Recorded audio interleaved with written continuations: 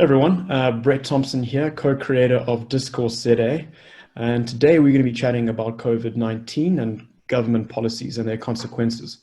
Joining me to sort of tackle this issue is TK Pooe. He is the senior lecturer at Northwest University's Public Administration and Governance program and a public policy analyst focusing on local economic development and government institutional planning. TK, thanks very much for joining us. How are you doing? Afternoon, I'm well. Thanks for having me, Brett. Yeah, it's good to actually have you back on because we spoke pretty much a year ago at a different sort of tumultuous time in South Africa, but obviously not at the level that we are experiencing at the moment. For the record, we are recording on the 9th of April. And, before we sort of tackle the real big discussion that we're going to get involved with today, I wanted maybe if you could sort of touch on from where we spoke last, because we spoke about the elections and the winners and losers in South Africa in 2019. And I wanted to know maybe if you could touch on how you see the ANC has done in general over the past 12 months, and obviously in the lead up to that, and now how they are starting to respond to this, well, not starting, but how they are responding to this massive global pandemic.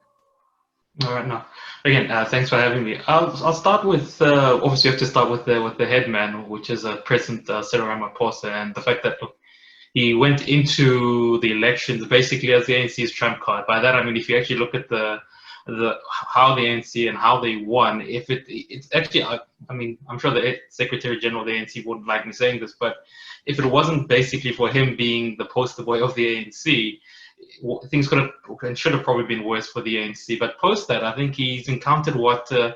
Look, a lot of people, and I think maybe this is where we do need to maybe criticize the print media and your more mainstream media, where there was just this belief that he's just going to go in and then all of a sudden all the bad things that had happened would just somehow dissipate and things would get better, the Ramaphosa as it was called. But I think 5 or 6 months into what his presidency, people got to see that, listen, problems are far worse. If you look at how he's had to reorganize how he tackles ESCOM, basically the state-owned entities, let's just call them what they are, the state-owned entities. The fact that there's been some movement, a few CEOs here acting, I think it was Jabu Mabuza's acting for a little while, he had to step down because of the fact that he also wasn't able to really keep the lights on, that put a new person in. And that's basically, you can say that's been the summary of how the ANC has handled things, where there's been a lot of promise in terms of international investors and us as citizens. But in terms of, can we say that things are much better? Yes, politically, I mean, we don't have to read the newspapers with thinking, oh my word, what's the latest scandal coming through? It's just an issue of saying, is he going to be able to deliver? And I think maybe the reality of what the ANC has been doing for the last 10 years has really sunk in, that look, it's going to take more than him being given 5 years to do this thing. It's probably going to take another 10 years to fix that through. And that has basically seeped in a lot of disappointment in terms of with people. And I think that's where generally, before COVID hit, there was a general disappointment with how the president and the government was responding to things. Yes, things were being done. They're looking at the legal institutions. I mean, the new minister was coming in.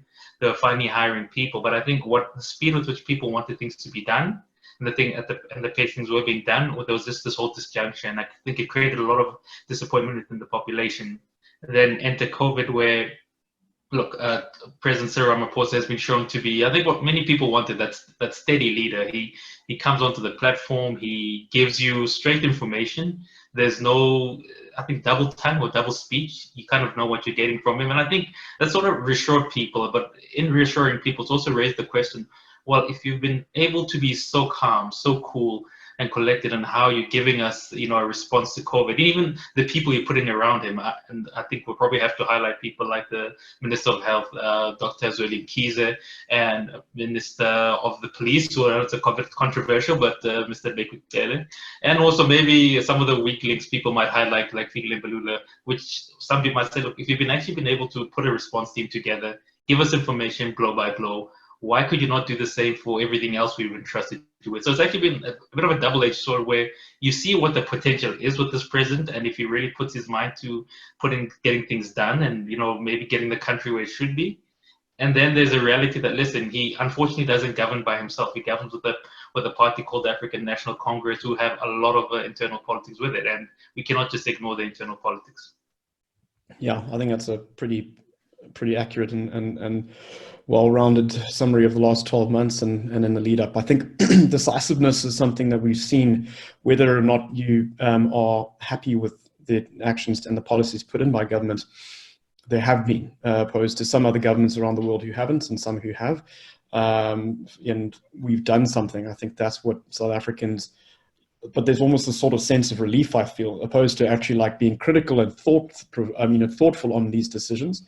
They're just like, oh, finally, we made up our minds and did something. So I wonder if that's maybe that sort of rumophoria that you mentioned, if it's just sort of coming up again. It's like, oh, we can still do it, just make a decision. And whether or not it's the right one, I guess this is what we're going to be unpacking today. I do want to also speak slightly about our opposition parties just before we kick off into the government policy discussion. The DA being the biggest opposition, when we spoke last, I think we thought they were a bit of a loser in the election party, even though they still came in second, if you can call it that. And in the EFF, the Freedom Front Plus, I don't know if it's even worth discussing, because besides that election, I think that was it. They've gone and retired. But the EFF were, again, the fastest growing and moving party, and always the most vocal, always being the most disruptive, always getting the most PR. They are PR kings and queens. I wonder how do you see that now, just briefly, with the DA seeming to be their role of not much besides saying what the government is doing is wrong. They never really come with a solution to many things besides being critical, which I guess is a South African nature. I know that we sometimes have discussion about sort of the EFF and how they approach things, and particularly it's just nationalize everything. But I don't know if they've become as relevant these days maybe in the last time we spoke, more recently when we spoke a couple of weeks ago, where they don't seem, because they don't have a platform where they can get things done and shout it across. Are they being quite relevant these days? So, to the DA and EFF, just on those sort of talking points, where do you think they stand? Well, let's start with the second, they call it the official opposition party, and I think it's a title they use rather quite liberally, because some people might argue they're a liberal party. Well, yeah, Liberal Party as well. Some people might argue that in terms of actual volume, the EFF is the official opposition party. But look, I think the DA, again, is picking up from 9 months ago, if I'm not mistaken. They went in with one leader, and now they're basically having an acting leader who COVID has basically stopped his ascension to power. He's still the man. Basically, it's either going to be his seat or he's warming it up with somebody else. So I think there's about 3 people who are contesting his position. It's Mr. Mbali Nduli from KZN. And there is, I think, Mr. John Moody from Gauteng, and I'm not sure if there's anyone else. So basically, COVID has also kind of stopped the DA getting its house in order. But look, that's been the key issue of the DA, isn't how they're going to get the house in order. And I think the DA has hit that, that brick which people didn't want to speak about, but it's an issue of saying, what is the DA? So I know what you say is like it is a liberal party, but there's this big discussion in South Africa, which is what does it mean to be liberal in South Africa? This is a country where ideology, look, it's maybe by virtue of the population, by virtue of our history, liberalism is not something that I think people are liberal in the sense that they respect individual rights. But there's also a thing which says, listen, our history is such that it's a collective, and that you can't simply just ignore the fact that, look, you need to sometimes do things which go anti-liberalism.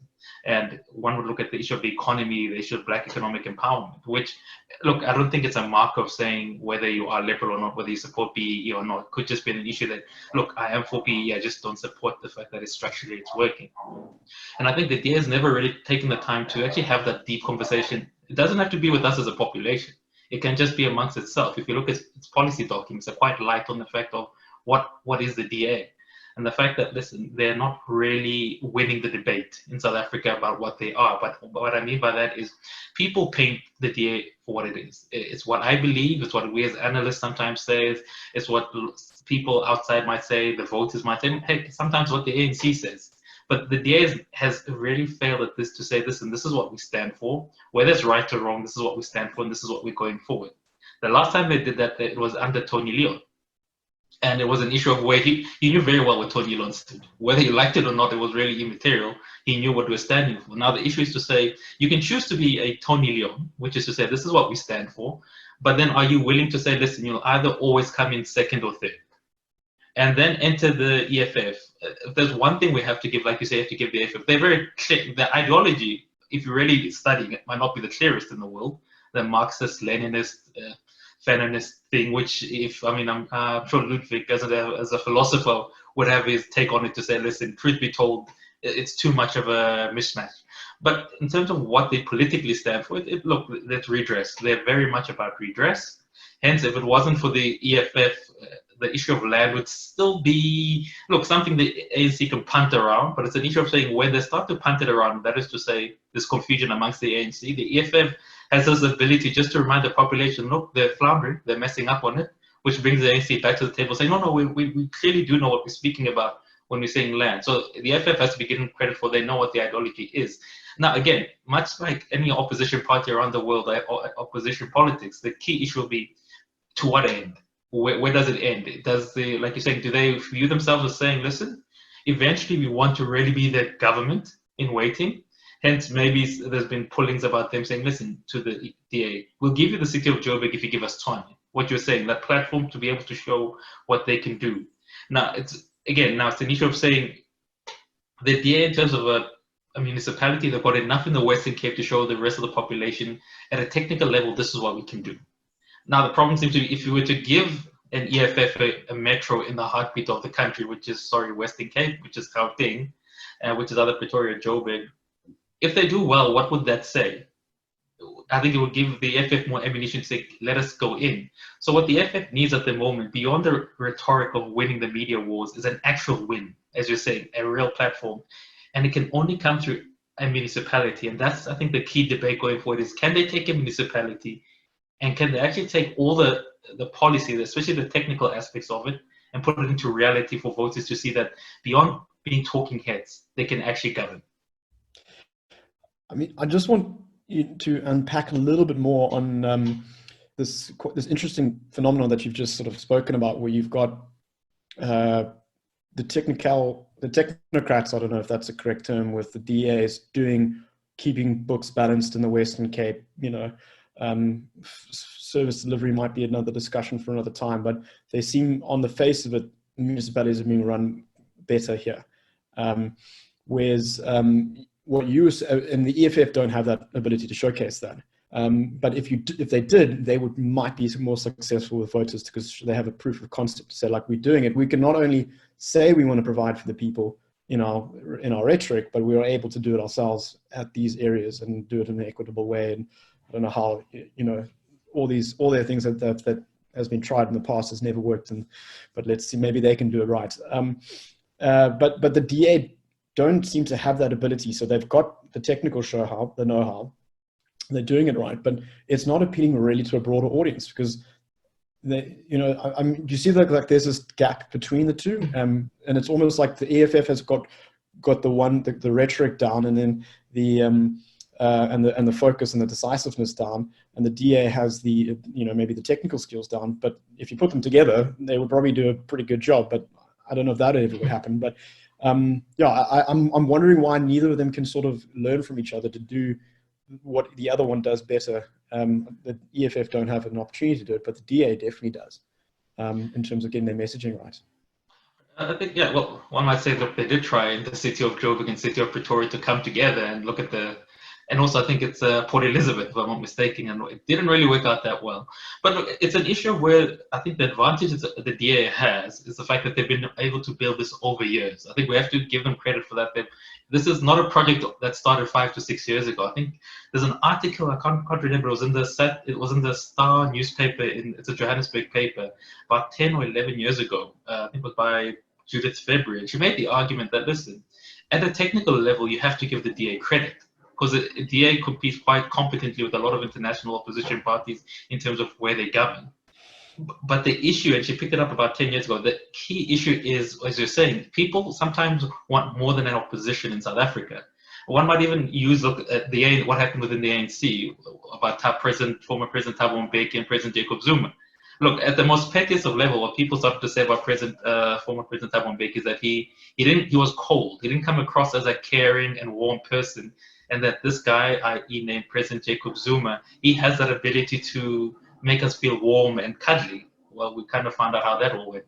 But it's an issue of saying the problem with the EFF is that unless they can actually prove this to be true, that listen, you can actually take the ideology and rhetoric which you put into policy, especially the economic part, and put into reality, then South Africans really will not trust them. It could be an issue of saying, I like you because you make the right noise in parliament, but I don't trust you at my municipality. And the DA could be, I don't mind paying the rates and taxes where I live because I see that the value of my property is going up. But I don't trust you that when it comes to critical issues like Black economic empowerment, that you might give me a fair share.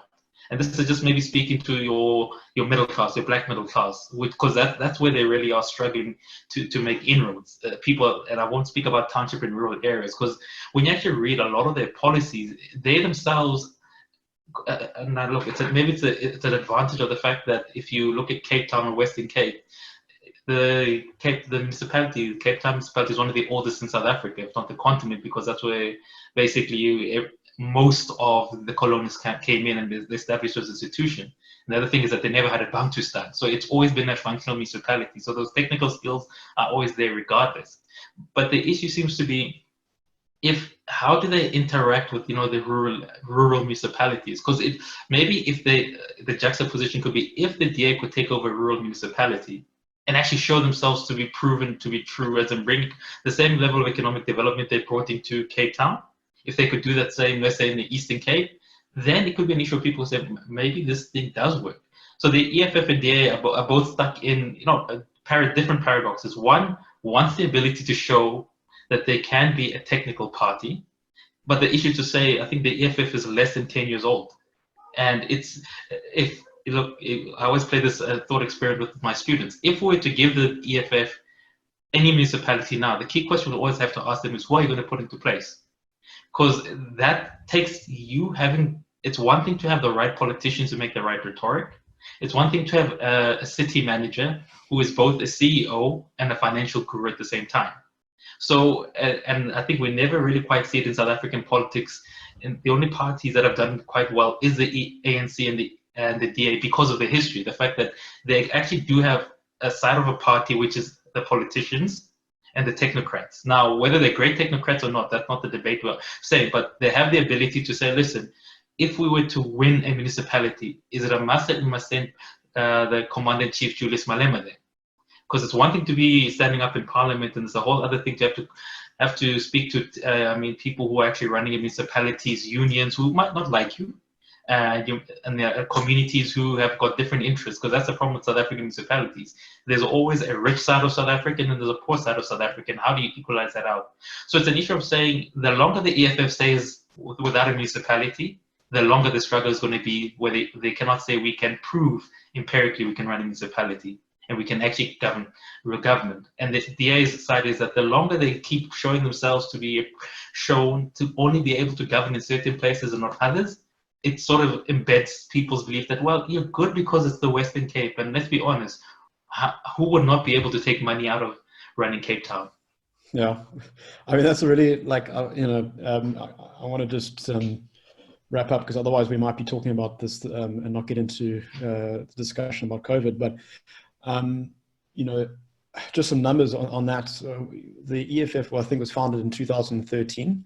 I don't think, I just Googled. So, and the DA is 2000. So it's nearly a 20-year history there. So you've got a long the EFF, again, like we always say, like they've done phenomenal, whether you like them or not, over the last couple of years. I'm intrigued to see how you can go that long without a municipality and saying that you are actually able to run things. I mean, it's just the fact that people still vote on that. But the same thing can be said about the DA, because you can run a province for a while, but you haven't been able to get any sort of inroads into national. And what does that say? And I just want to touch on one last thing, and maybe a good example, and if you could speak briefly about this before we move on. One, you spoke, I remember that state when the DA had got, I think the four big metropoles. So they had PE, Cape Town, Pretoria, and Joburg. I think that was, that was like their most successful run with the ability to have impact. And then Herman Mashaba, who went and was sort of leading from the front there in Joburg, I'd be curious to find out what your thoughts are. I know this will unpack. I mean, maybe that could be another podcast in itself, but it just seems like with a lot of promise, and you were saying he was a CEO. I mean, not you. I don't think you're referring to him, but these people that have been CEOs in their own businesses and whatnot. Him from coming from Black Like Me, but it doesn't sound like he was able to do what he had set out to do for a number of reasons. And then that shows the DA's first opportunity to like, hey, Joburg, black middle class, you know, we can do this. And it didn't seem like they were successful. Am I reading it right? You were, but the odd thing about then it speaks again to when you expand as a DA means you have to open yourself up to different people, and that's the only explanation you can get for someone like Mr. former Mayor Herman Mashaba, where they had to find somebody who can appeal to the, let's say, the Joburger, meaning someone who says I know business, because again it wasn't an outright victory, because I think that's the other thing. It was more like it was a stalemate, and in the interim the EFF got to do what they love doing best, which is listen, we get to flex our power, but let's just maybe pretend that it went the way they wanted it. And now the problem comes in to say, they found that, look, because the DA's big thing has always been, we can do what we did in Cape Town. Well, the dynamics of Cape Town and Joburg are two different worlds apart. Yes, both areas have got a vast amount of wealth, but the levels of poverty and rural, and I mean, the townships are just very different. So maybe you're right in saying they missed an opportunity where I think had they been able to tweak it correctly, by tweak it to say, look, they have got a formula. No one can deny that the DA's formula of governance seems to work. Because governance, regardless of where the world over, it always works the same, which is, have you got the right people in place, and are you able to identify what needs to be done? And in South Africa's case, when you run a municipality, it's always, can you keep the northern suburbs lights on and the streets and values going up? And with that money, can you go into areas which are previously disadvantaged and actually get them, look, can they be suburbs? That's what they should be. But can we get the services and levels up so that people can actually say, listen, you know what, it's not the worst thing in the world to have to stay in the township. Like Soweto was a perfect example. Had they been able to build upon what the good things the ANC did do in a place like Soweto, Sowetans would have been able to say, well, look, this DA thing is not the worst thing in the world. They've built upon it. They've improved the design of the ANC. Maybe let's give them more of a chance. But I think they got lost in the politics of it. And maybe it's because if you are governing as a coalition, you tend to have to keep one eye closely on your partner and what their desires and what their wishes are, and one eye on the population.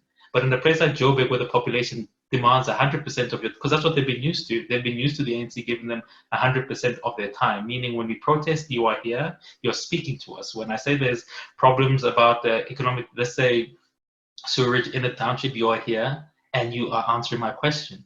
So I think they lost track of what they used to be able to do very well, which is to say, let's actually keep an eye on the population. And I know that they were talking, I said, listen, we had a partner who we believe they could help us with this. But it's an issue of saying, I think towards the end, they sort of decided to not know what they wanted to do. And they got lost in the politics, and they could always say, well, it's not our fault, it's the EFF. But the rest of the population might say, but listen, your mayor wears the blue and white flag of the DA. So yes, it might be the EFF in reality, but that's not what most people don't care about. What we care about is that you guys have been pronouncing that we've got the big municipalities, the 4 metros, and you're not governing them well. And I think towards the end, I think they have to be blamed for this, that they basically took their eye off on what they could do well, and people just started to get irritated with them. And the issue of Mr. Herman Mashaba and his politics, again, from the beginning, the question we have to ask, was he the right person from the beginning? Because surely the party would have, with the history they've had in building their bases in Gauteng, because they've built their bases quite well in Gauteng, was he surely the only person the DA could bring to the population? Because if they're saying yes, then questions again get asked about, but what do you actually understand what it means to have an opposition who's finally ready to govern? Because I think they seem to always lose track of that at the end. Yeah, that's I think anyway, I think Herman Mashaba was just like it sounded like such a good idea, businessman, Joburg, it's got to work, but then the actual written and diplomacy, I think, that comes with being involved as a mayoral activity might not have been there. And then it's quite interesting, that notion of I almost had a knee-jerk reaction when you said the ANC has 100% focus on the people. I'm sure there's a lot of people that might disagree, but then the following explanation there, it made sense. So I thought it's probably a decent time to kind of change our tact and our tack rather, and move into discussion about COVID-19. You know, where we're at, I just looked at the figures today. I think it's still under 2,000 infections in South Africa, 18 or so deaths, unfortunately, and around 100 or so recoveries. So if you compare us to America, there's no there's no comparison, where you've got 400,000 people. If you compare us to China, unless we're keeping our numbers down by also not telling the full story, I don't know. That's not a topic for this discussion. But let's really sort of unpack. We've had 2 weeks of lockdown.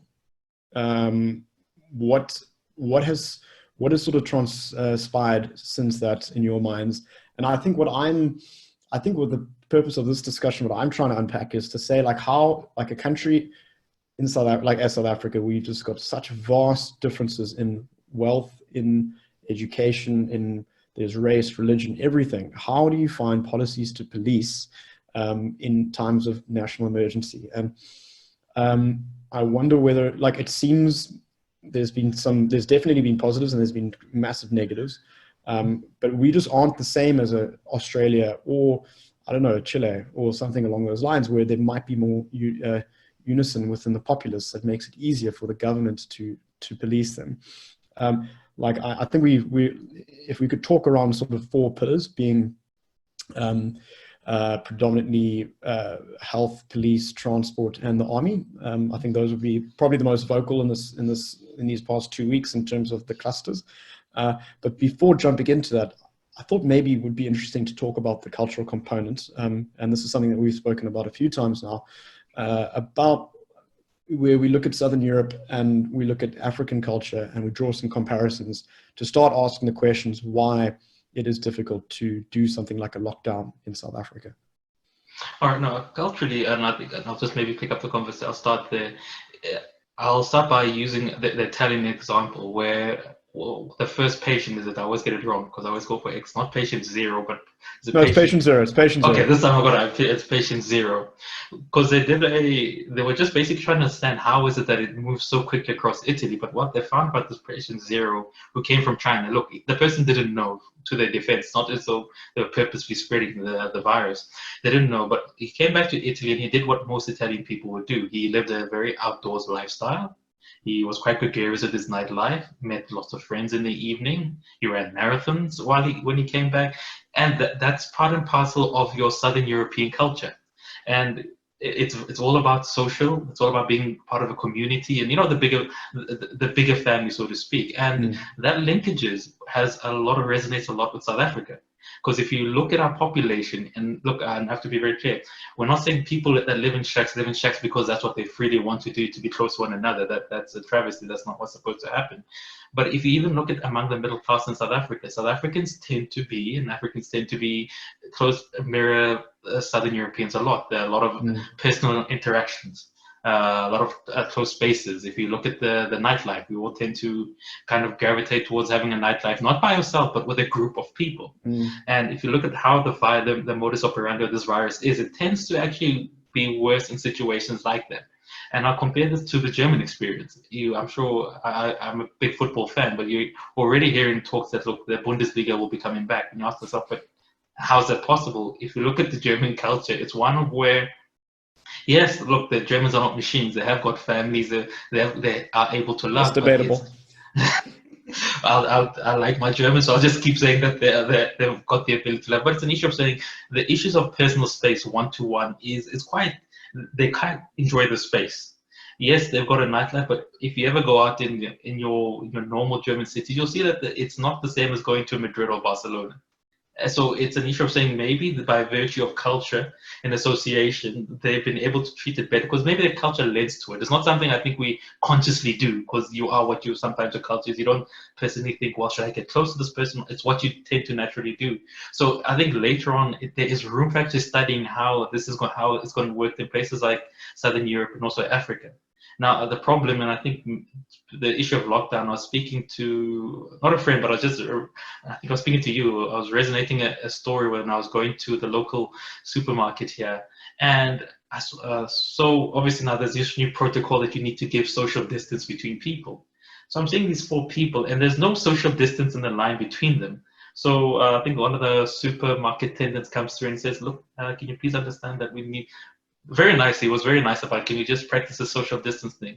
It turns out out of all 4 of these people, only one of them was really there to buy. The rest was just there to support this person buying. I was like, yeah, this is why Southern Europe and Africans have that in common, that we always like being within a group. So I think later on it'll be interesting to see whether and how this works out in terms of studies, whether this virus works better in places where people live a more Southern European and African lifestyle, or your normal Northern European, let's keep our distance between each other type of thing. Yeah, I think that's interesting, because obviously that will affect the policies that each respective government puts in. I mean, we're not going to get into any detail, but the US being sort of, and New York being the epicenters, also probably results in another conversation, and that's probably predominantly due to the amount of foot traffic coming in from all over, and predominantly China. You know, there's this, not predominantly China, but a number of people coming in and out of the country, and New York being such a hub. So that's probably an explanation there.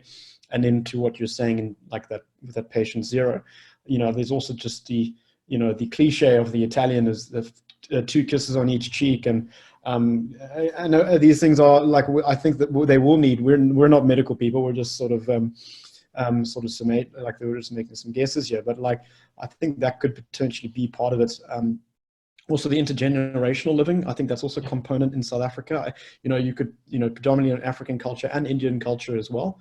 You know, it's quite very common and very looked upon, whereas, you know, white South Africans like me, it's like kick out of home as soon as possible, because, you know, you're taking up rent and space, and we want to turn your room into a studio. I'm not talking from experience, but that's, yeah, so that's that thing. And one last thing before we move on, I hope, you know, I know we haven't met before in person, but we're kind of friends, so let's just keep moving.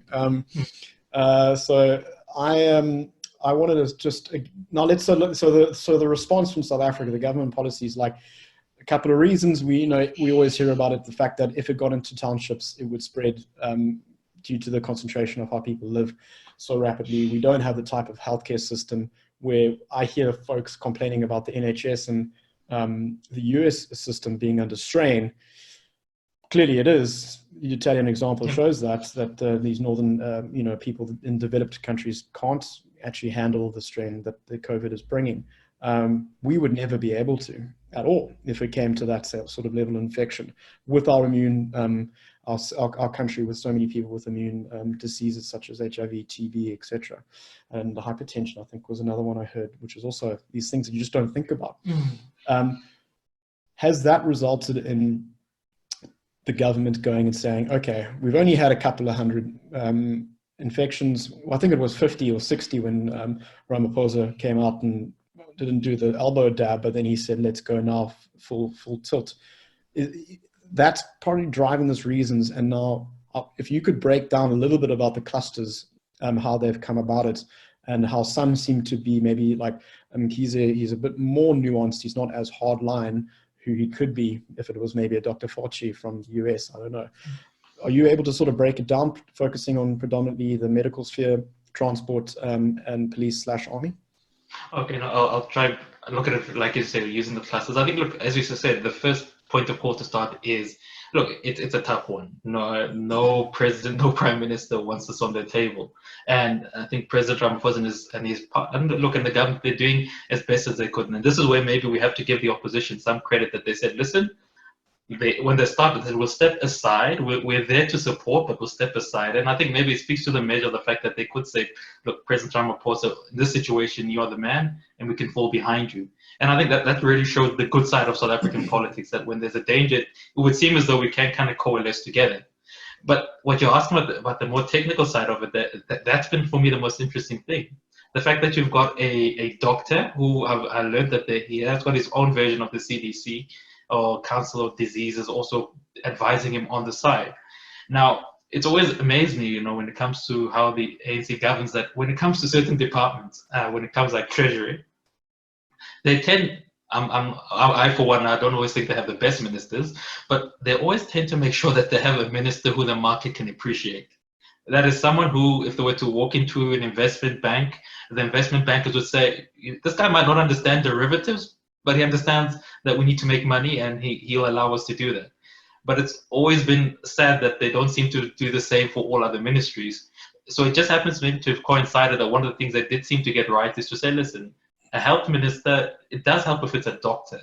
Now, I've got friends and family that are healthcare professionals, and they could tell you that's not always the case, that doctors don't actually make the best managers. But in this case, you have a doctor who was also a former premier of a province, and he was also a minister of, I think it was Cockte, if I'm not mistaken. So he's got enough experience to understand the management side of government. And you can see the difference that when he gets asked certain medical protocols, and I'll use the controversial one where South Africans are up in arms about, can we go jogging or can we go walking our dog?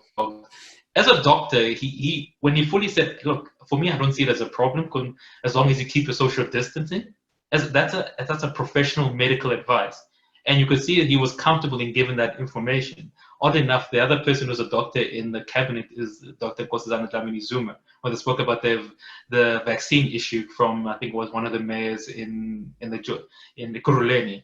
She could give a professional answer. And I think what's made a difference that when somebody who is a professional in that area speaks, we not only do we listen more, but it actually tends to make a whole lot more sense. I don't have to understand the science, but when someone makes sense, it makes sense. Which really brings us maybe to the bigger issue of saying the reason why they've been so, I think, science-led, and I have to say evidence-based, is, as you said, 100 in a country like South Africa can multiply very quickly. If you take into consideration how HIV and AIDS is still a problem in South Africa, I know we don't speak about it as much as we used to in the 90s, but HIV and AIDS is still a huge problem in South Africa. And I think those other medical conditions you put forward. So it's an issue of saying 100 in South Africa could so quickly multiply into something uncontrollable. Already, we don't have the best medical public health system in the world. And I think this, I wrote an article recently where I said, listen, COVID, in a way, it's a black swan, but it's probably one of the worst black swans we've had because it sort of highlighted everything that's wrong with our government. And this is where I'll answer your question more directly about the clusters. If in terms of health, if we have been struggling for so long to have, and I want to make the use of with public health. Public health is very different. It's not to say, look, you have a doctor in hospital. No, it's an issue of saying, is your population intellectual to the level where they know how to actually be more preventative, which is to say, it shouldn't be that when I'm sick, I always go to the hospital. Are there certain things we can prevent in the beginning? And I think South Africans, if you look at issues of obesity, if you look at issues of diabetes, a lot of time has to do with lifestyle. And the argument then goes maybe to the other cluster of which I think is the issue of transport, which is to say, look, people are not obese because, oh my word, we just love eating and sitting down and watching. I'm not sure if people still watch Days of Our Lives or whatever people watch these days, but it's an issue of saying the diet in South Africa is one that's very poor because we don't actually have the necessary. People are not earning or don't have the types of job that allow them to eat healthy in South Africa. So you go for a high. No? Sorry, while I'm thinking, I just think that there's some connection there to drill down into the type of work the majority of people are doing. You know, it is long hours, retail type stuff, whatever. And the decentralized way of the low income folk results in them having to wake up, you know, like 3 or 4, the domestic workers, these and that, you know, they're waking up super early, traveling long distance. They've got a long commute in a crappy taxi that's pretty unsafe, where, you know, if it's during times like these, it's 70% capacity, and we can speak about that as well. That you can't get up and, you know, like me, make a smoothie and then do I'm revealing too much information, but do yoga in the evenings or stuff and have it's just very difficult when it is a sedentary lifestyle. You're not sort of involved in manual labor potentially, or having a white collar job where you can actually have an 8-hour day and plan yourself accordingly. So I think there's that component as well, which I think it intensifies the inability to have I like that public health, a good public health outside of, because I'm not a fan of nationalized healthcare at the moment, particularly in South Africa. I don't think we would, we aren't struggling, we're struggling to do with what we have. But I think there's that longer discussion, which we don't kind of, you know, we don't speak about. And I mean, blood pressure is amongst the African population is a real thing. And I mean, I think your wife is a doctor, so you know quite well about this. I mean, we're well aware about this. But anyway, I just wanted to pick up on that a little bit, and yeah, but I'm interested to hear, like, just to a little bit push back on how what I was getting to, and like I know, like the doctor would say, like, oh, it's fine, you can just go and Dr. Kagiso, you can go for a walk and whatnot. But there was a less strong arm approach, which I think he could have, as a medical professional, said, this is how we're doing it. And I'm thinking that they, within the policy that the governments are putting out to tackle this, there is some fracture and has resulted in people on the security cluster taking a bit too much over, and the ones on the softer side, I don't know, softer doctors aren't as much. I don't know if that's what I'm trying to pinpoint here. Yeah, no, I get Richard. I think maybe which brings us back to, I think, one of the first questions you asked, to say, listen, if you were in the position of President Cyril Ramaphosa, you have, and I think I like the way you painted, we've got a population which, look, there are your JEC, Cape Town, bishops, as the people are quite well off. And then you have the majority of our population who literally depend on public transport system, literally your life is every day I get into this taxi or this pub, because taxis are not public transport. I always hate that issue. Every time I get into this taxi, I'm literally going to make sure that I can put something on the table. And so you have almost these 2 or 3 economies in one. And then as a president, the issue is, if he had come up with a situation that says, listen, truth be told, I think people that are financially well off know better how to do social distance. You can just imagine the country erupts. It's just an issue of saying, okay, so you're equating poverty with stupidity now. Or if it goes the other way of saying, listen, truth be told, the people that kind of brought this virus in are people who travel a lot and who tend to have white-collar jobs. So you guys live in a state of lockdown and let the rest of the population go. So it was almost like a lose-lose. So what this is my thinking. I think they had to think about it like this, to say, how can I upset everybody, but to the level where everybody is upset? Obviously, there will be different portions of how upset people are, but I need to show that I did take a decision, and that not everyone is happy with the decision, but they're all unhappy, but they can actually see that I'm doing work.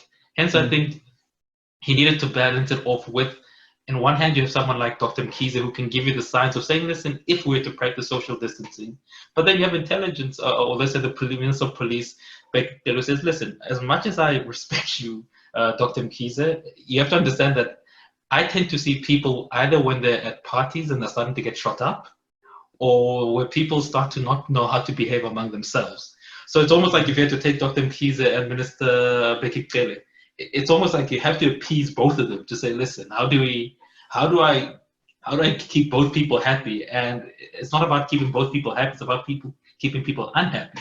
And in their unhappiness, if I find that there's almost a level of where people, whether you're in the middle class or whether you live in a certain, let's say in a township, and you say, this thing is not cool, the president has done his job. Because South Africa there is no one South Africa policy to keep people happy. And that's always a reality, which I think every minister and every president goes by. So for me, it's an issue of where he had to make a decision, and the decision is, I'm going to upset people, but it's an issue of how much I upset them by.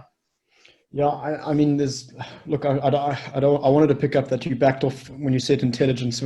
Like, I don't know if you stopped your train of thoughts, like, leading into the honorable police commissioner, but you said it, not me. But I mean, look, I think we will be sort of touching in towards the end about the consequences, and clearly the economy. We haven't really spoken about it, and for obvious reasons, because I think there is too much to be said about that, and we can only find out with the beauty of hindsight what's going to happen, and foresight, I guess.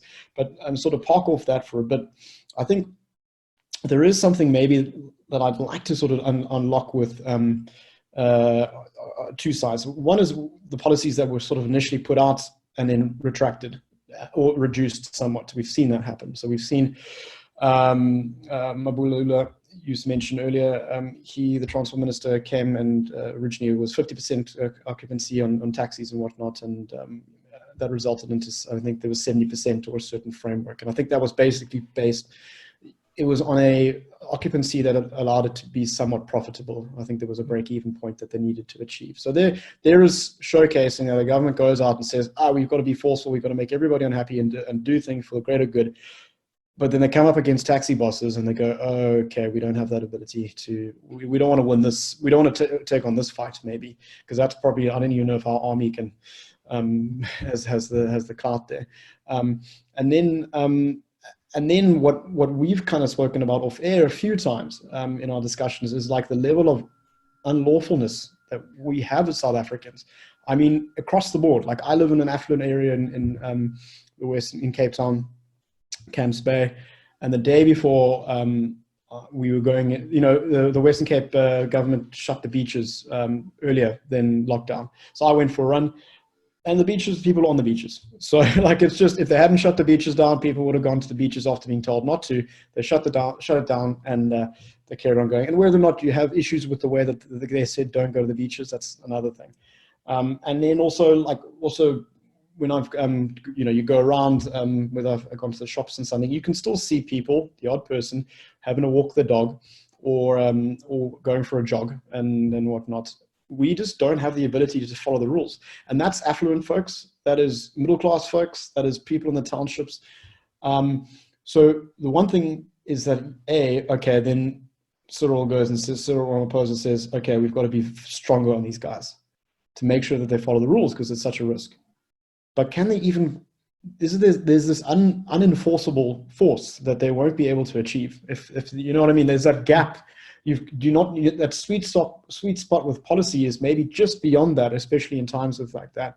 But I don't know where you are, if you're following me. So like, there's obviously enforceable policies and there's unenforceable policies, and maybe the government has stepped a little bit too much into unenforceable policies during this time. So those are just the two, I mean, trajectories that I wouldn't mind you sort of unpacking for a bit. Oh, no, I think I'll work it backwards because I think it kind of does link the term of enforceable. I think there may be another way to put it, to say it's almost it's citizen consciousness, because there comes a point where government puts laws and policies down, and look, our politics and the media is very big on. Okay, not even on policy. We don't actually do a lot of critiquing of policies in the media, but it's an issue of saying people are very big in knowing what government must do. But there's always been that missing gap. I think that's what you speak about, that enforceability, which says, yes, government puts forward an action plan in the form of a policy or laws, but the people that actually need to carry it out through, and actually by through I mean, you either critique it as a citizen to say it's wrong and you give the necessary feedback, you go to public hearings, or in the situation where it's quite cut and clear, as in this is a life and death situation, you listen. South Africans, I think, have been very poor. I think our politics, or let's say our body politic, has given us so much material where we can actually pin it on politicians that we've actually been very bad in introspection by that, which is to say, am I actually a law-abiding citizen? I'm sure if you've traveled, you've gone to the US. I'm not saying the US is a marker of everything good, but even when you go to the EU, there is that level of almost self-criticism as a citizen, which is expected as part and parcel of being a citizen, that you have got the ability to look among yourself and say, am I a law-abiding citizen? And oddly enough, I had the experience of studying with Chinese students. Chinese people actually have that. In a dictatorship, they have that, where I can actually say, am I a good Chinese citizen? And I think we've yet in South Africa been able to get to the level to say, yes, we know what the politicians are, I want to park that aside, but am I a good citizen? If I had to look at this issue of the lockdown, I mean, I also live in an area where people, in Joburg, people tend to be, let's say in Gauteng, people tend to be a bit more extravagant or maybe flamboyant in how they break the law. What you tend to find where I live is that parents will throw the ball way down there, ask the child to go get it, and then you'll see them jogging, looking aside, saying, no, I'm going to go get the ball. Fully, we can all see that this person is walking the dog or they're taking a jog, because you cannot do that 15 times in a row. It either means your child or the ball is, either the child or the ball, something's very wrong there. But I think it's a normal action. I think, speaking to you last time, you said it's not that South Africans like breaking the laws, it's South Africans are looking for the loophole. We're the loophole nation.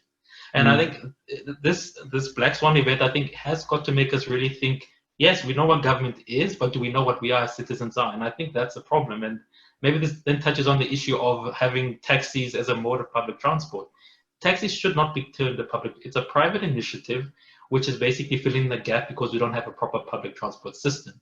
And the fact that you go to negotiate let's put it like this: you want to go negotiate with taxi bosses, and you want to appease taxi bosses more than you want to go speak to factory owners. That for me is quite problematic, because this also shows you how much dependent the majority of South Africans are on taxis. Because the bigger question for me was to say, listen, we've got buses which are owned by government, and in certain areas, I know it's Patco, I don't know, Cape Town is it My City, right? Oh, there's My City, but there's also, I mean, it's Golden Arrow was the old name. I don't know if it's still that, but there's quite a few buses floating around. Yeah. That should have been the first port of call to say, listen, because I think maybe what they did the due diligence to actually see that, oh my word, we actually don't have public transport here. We are so dependent on taxis. Now, this can go another two ways. One, you now find that you're at the mercy of people who, look, it's a private initiative. Hence, they'll argue to say, no, you can't tell me to only have 3 or 4 or 5 people in this private industry. I need to make a profit. And now you're stuck. You kind of have to, because this is the people you brought to the dance. This is who you have to stick with. Or two, which I'm hoping, and this will become the issue, that government will start to see that this is not a healthy way to go forward, where the poorest of our people are so dependent on a system which, as you said, is not safe, one. Two, it's a law unto themselves, because there is an issue to say, we all know if taxis stop in South Africa, the economy stops. And for me, as a planner and a strategist, that's always been a sure way of ensuring that you've got this, is it content monopoly, because I know it's owned by different actors and players, but you've got a sector which is so not dependent on you as a government, it's the other way around, that it's going to bring problems. And I'm just hoping that this event really does show government that they need to invest in a public transport system. I mean, I think a cartel would probably be quite an accurate description of the, and I think that's, there was a really good point that you raised, and I'm trying to remember what it was. But yeah, if it's not coming, I think maybe what I did want to speak to is just sort of how I like what you said, like when speaking to taxi owners opposed to actual factory owners, and I think it was some explanation is what you said is that they still are vastly more important of getting essential workers when it comes to whether it's the people that keep the lights on or sweep the streets, or nurses and all these people that still use that lower sort of income private taxi service. But that's the kind of sway that they had, and I think that was probably my concern mostly. And like we've almost hit the hour, so like I don't think we can unpack too much more, because there's so much to be said about the way that the army has responded in terms of police brutality that we've seen. Whether the videos are completely verified, that's still up in the air, but there have been a number of incidents, particularly amongst townships and whatnot, and with police, which has shown some concerns, and then you got the officials like Peketele saying, let's keep the alcohol prohibition going for longer than the lockdown.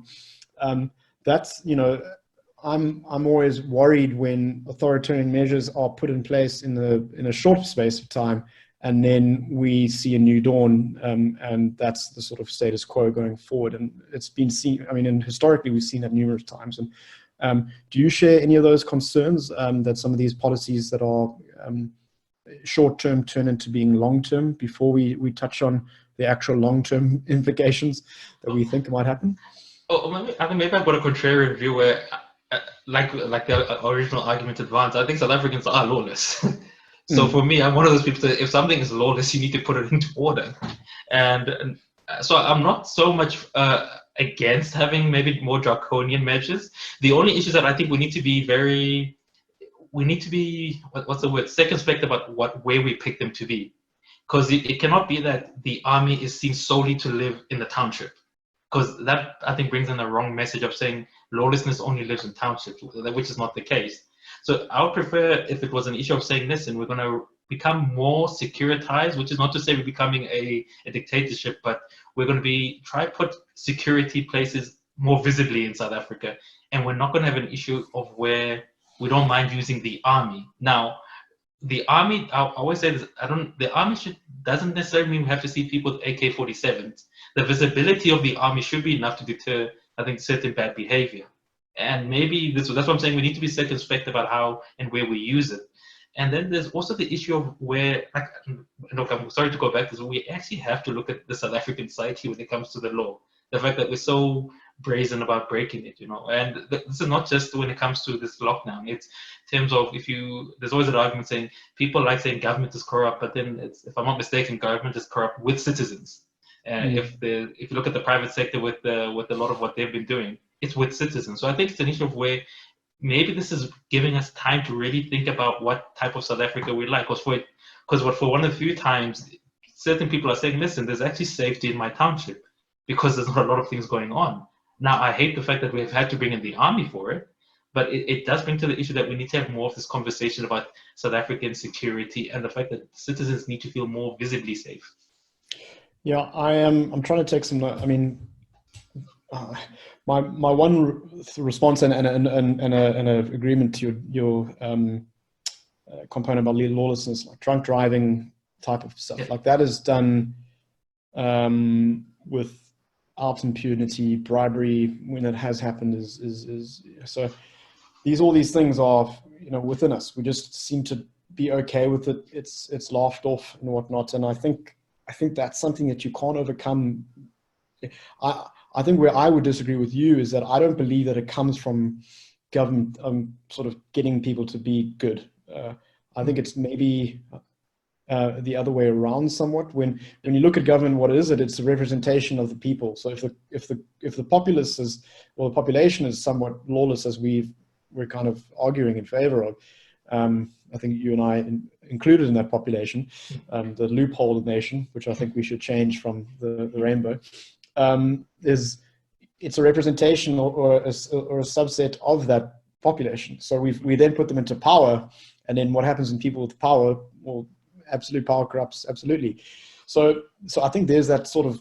That's why I don't believe it's going to be that driven out through government when we are voting in people who are us, and that's like a circle. It's got to come from somewhere else, and education is always said as a way to get that through, and wealth with education helps people drop some of those things. I know we've spoken about this again a little bit off air, but and we probably need to have a few more conversations where you have the likes of Singapore and South Korea and these sort of these Asian countries that were able to take from the 60s places that were in pretty low income, and who knows what they could have developed into, and said, okay, we're going to be quite draconian, and we're going to get things right. We're going to get a civil service that gets the job done. The business is going to work, services are going to work, education is going to work. But it came from a dictatorial approach. So I'm agreeing and disagreeing with you somewhat, but I think that's an important point. I don't know if you've got anything more. Yeah, if there's anything more to add, and before we can move on to the last component.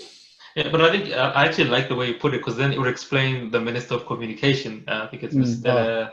Yeah, because you're right in saying these are not people that came from nowhere. They come from a population, and so what she's doing is what the majority of South Africans are doing. But again, it'll be an issue is if you and I were caught outside, would we still want to be slapped on the wrist with, I think it's 3 months suspension of pay? I thought it was 2 months suspension, 1 month no pay. Yeah, which is, I mean, the amount of money they're making it's basically peanuts at the end of the day. Yeah. So you're right in saying that. So I agree with you there. And but I'm glad that you brought that up, because I also think that speaks to so much. And look, what she did, there's so many things to be said about that. I mean, just from the fact that you're like from a PR component, if you're the communications person for the government, and your president is saying stay home, and then you do something like that with that kind of an excuse, it's just phenomenal. I get frustrated with the folks that go out and like immediately go and say like, look how pathetic it is, and we should do this, and you're like, she's having lunch. So yes, at the moment in this world that we're living in, it's a different world, but like the problem with these draconian laws that we are putting ourselves is that we are turning people into criminals for having lunch, walking dogs, this and that. And there's so much to be said about this, and I know that we won't be able to address all the issues, but that's probably my own concern. I mean, I have a lot of concerns, but that's just one of the things that we might be seeing. Yeah, but I'm glad you brought that up, because I think that really sort of reflects the lawlessness that we see as someone at that position of power doesn't even get it. I wonder if it's time to sort of turn towards the consequences of what we're seeing with this lockdown. I mean, it's heartbreaking to like hear. I know people with restaurants and restaurant owners who are looking at expanding, and restaurants are opening a couple more. She's a personal friend. She's not being able to do that. Obviously, she's like losing staff. It's a tremendous, and then that story you can tell. Across the line, we're going to be seeing that, and we're going to be seeing a global slide into something of the unknown that we haven't seen before. I think we spoke a little bit about sort of a treasury document that's going around to sort of look at what we believe is going to be happening in the next 5 years. But what does a relatively short term look like? How long is this lockdown going to last for? We're in week 2. Does it go for longer? Do they relax the laws that allows for small businesses or businesses to go back, but we keep social distancing and no crowds of more than 10 or 50 or whatever the number is? What do you think? Not as a medical expert, that's your wife, but what is as a policy expert? What do you think we should be doing? And then on the back of that, the sort of looming global recession and crisis that we find ourselves in. Oh, well, look, led by evidence, because I think this is probably one of the few times that we can actually say evidence has to take precedence over even ideology. Is led by evidence is if it's shown that South Africa we're flattening the curve, that things are going in the right direction. I think we have to look at it sector by sector. And unfortunately, it's the only way we can do it is to look at it sector by sector, and we have to look at where could be the maximum impact of. Let's say by impact, I mean if it's an industry which is really a heavy employer, we might have to relax certain things. But I think it's going to be led on the evidence, because what now we don't want is a situation of where we're about to go into our winter, and it seems as though this virus, when it comes to winter, it really does do quite well. We don't want a situation where the South African mentality will be, oh, lockdown ends, let's have what's an opposite of a lockdown party, whatever the opposite is. Unlock up party, and then basically it spreads. So I think, look, we're going to have a form of a lockdown going forward. And when I say a form of, it can take the form of a sector by sector, but this is the new normal, unfortunately. And because we're fighting something which I cannot see whether you have it or whether I have it, we have to, I think, look at it in terms of it in a militaristic way, which is to say, sector by sector, when we see improvements, when people are better behaved and this thing is more under control, we basically are going towards normality. But this is the new normal, and until we get back to a normality which we know, we can only look at it sector by sector. It cannot be, because I doubt this thing is just going to end. I'm not sure when it ends, but because I've told myself I don't want to know the date. I just want to live as this new normal as much as I can, but I doubt it's going to end. And look, just going forward, because there's also the issue of saying migration between SADC, because it's one thing for you to be able to control, let's say, a province in your own country. If you open up the borders freely, willy-nilly now, because Zimbabwe, I mean, if we think our healthcare system is shambolic, what do you call Zimbabwe? And this is not by my estimation. This is what the Zimbabwean government themselves have said. So it's an issue of saying this is the new normal, and we can only be led by what the evidence says. Yeah. So I mean, you're not coming with a hard answer. So you're sounding like a politician now. But but I think it's so. Let's say we don't. It sounds likely that it's not going to be just the 3 weeks. It's probably going to be something longer, maybe 6 weeks, maybe 3 months. Who knows? It's going to be probably longer. Is there going to be some sort of stepwise progression where by each stage we say, okay, look, there's been no new infection, so folks can do this. And so, I think that probably sounds realistic. We are hearing, I don't know if it's France or there are some of the more affected European countries who seem to have it under control, who are starting to allow certain components of the industry and economy to get back to going. Do do you think we're just going to have an absolute fallout? I mean, we haven't touched on this much, but Moody, we've been downgraded. We were at a bad economic place before this. We've told business not to operate for a while. We've really got bad unemployment. I mean, that's an understatement. What happens when we go back and it's just the wheels just don't start turning again? And this is, I think, this is where maybe I'm a bit different. Obviously, look, there is where I'm going to go into. We already know. I think we went into this in a recession. It's going to be extended, and the world now is in a recession. But I think this is now the perfect time for I think the government in terms of economic policy to actually step up to the plate now. And I say this because I think we missed a trick post 2008. And by that I mean that is when we should have had Jacob Zuma. So yeah, you said that one, not me. The NC folks will never knew that one. But by missed a trick, I mean, look, the structure of our economy is wrong. I think everybody who basically studies a bit of economic policy will tell you it's wrong in the sense that we are unable to get into an economy where we're able to find sectors that can hire what we have in abundance, which is unskilled. But unskilled, I don't mean that they are not skilled. It's an issue of saying we need to be able to get Brett into a quick skill, which is to say, Brett, if it means you can easily go into a factory, so be it. And I think we missed the trick in 2008. So this is now another opportunity where I think, and I have to say this because sometimes when you speak to government people, not most of them know this. It's just that they'll tell you that, look, me knowing as a policymaker and me giving advice to the politician are two different things.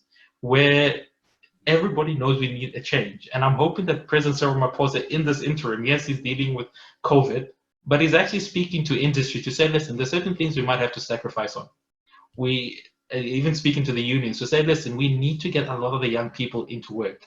Now, how we're going to get them into work might be controversial because I know there was an issue of the youth wage subsidy, which was not popular because of unions. But it's an issue of saying we don't have the luxury at the moment to be able to say, I feel as though I can pick this. We don't. We have to accept what we are. We're a country which is in recession. We don't have any room in terms of, we don't have these reserves like America where you can just pump in $2 trillion. We don't have that. What we are is a country that is desperate. And when you're desperate, every option needs to be put on the table. So I'm hoping this COVID also brings that to light, shows South Africans that, listen, we might be quite okay compared to the continent, but you have to understand the continent is moving forward from a low base. And here I'm speaking about Eastern African countries where, look, they're experimenting with many different models of doing things. And the time has come where we have to humble ourselves and say, listen, all options have to be put on the table. It's not options where you and I might like, and this is maybe it's gonna. I don't want to now invoke our friends the Chinese and their factories. We're not saying we want sweatshop factories, but it's an issue of saying we might have to go to the world and say, listen, you guys have been trading in China. That didn't work out so well. Look at what happened with COVID. South Africa is an environment where the majority of our population can speak an international language. When they do work, South Africans work very hard. So maybe this is a place you need to consider. We might need to be going on a world tour of trying to get these factories into South Africa. And we might need to actually speak to our own private sector. And here I'm not speaking about your big JSE. I'm talking about Brett, someone who's in the middle income who says, listen, I've got some equity. I want to start a business. And we might have to relax some rules to say, okay, Brett, how can I help you to become the entrepreneur you want to be? Because we're not going to work, Standard Bank, Nedbank, that's not where we're going to get our growth from. Our growth is going to come from the middle class. And I think this is a perfect opportunity to actually now realize that the good ideas are going to come from the middle class who have to be entrepreneurs. So I think if we don't use this time properly, I think we're going to repeat what we did in 2008, which is to go back to a model which really doesn't exist. Yeah, I think that's interesting. It's an interesting approach to that discussion, particularly, how do we reframe ourselves as an economy that can actually be an engine of growth, which it, as you rightly say, has stifled since 2008 when we had an opportunity. I wonder if I think we rely on certain things that don't do that anymore, whether it's agriculture and mining, but a highly skilled service economy, I think there's potential there, but there's information systems that need to be corrected when we can't ensure a cable down here can keep going. I think one of our big drives is, and I want to touch on it because you mentioned relax some of the laws, and where China were able to say, go forth and build factories and put people in them. our big thing is the level of strength that the trade unions have, and the discussion between industry and trade unions and governments, how they're going to facilitate that conversation to make our labor competitive. Because, you know, just personally with the work that I do, we are on average, I mean, obviously cheaper than Northern Europe, way cheaper than, you know, half the price of Europe and the UK, or a third in the same case where it comes to the United States. And on the same time, we have not only a language component, but there's a similarity in terms of culture. Like, regardless of where you are, in South Africa, you would probably know references about how America sort of operates, or how the UK or whatnot. And I think that's important, and having that understanding and that similarity so that you can communicate through business. So I agree with you that language component is one thing, but there's also that cultural component to some degree. Yes, we live in Africa, but there's something that there's a little bit more similar than maybe something in the far east. So I think that's another thing that we haven't captured correctly, and leveraged maybe our competitive labor it's competitive against the UK and the US, but not against Chinese. But there's components that we can do better, opposed to making things as cheap as possible. And whether it's, I've got friends who do software development and whatnot, and work for only foreign clients. And there's something that South Africans, and I think you spoke about it earlier, we work hard when we need to, and we have that ability. But I think there probably needs to be some direction from policy and government, and then an acceptance and an ownership by our population that is, as we keep on talking about, the loophole nation. So I think it's not. I think there's this one-way street at the moment where it's always, oh, look at the government. And there could probably be some more ownership taken on by folks. We've definitely got to get through this crisis that we find ourselves in, and the only way we can look is see what happens, type of thing, or hold our breath, and go from there. Yeah, I mean, TK, as always, fantastic to talk to you. I don't know if there's anything else any closing words, or we can say just chat next time. No, I'm good. Thank you again for the opportunity. And like you said, I think this crisis, we have to live through it. But it's an issue of saying, I mean, that horrible cliche of saying, look, the Chinese character alphabet has the crisis and opportunity are one and the same thing. If we don't come up with this differently, I think it is a true crisis. But if we come up with it where our policies are different, and I think even us as a population are changed for the better, then I think it would have been a crisis well overcome. But if we go back to what we simply are at the moment, it is going to be a continued crisis. Brilliant. TK, thank you so much. What's up, Brett?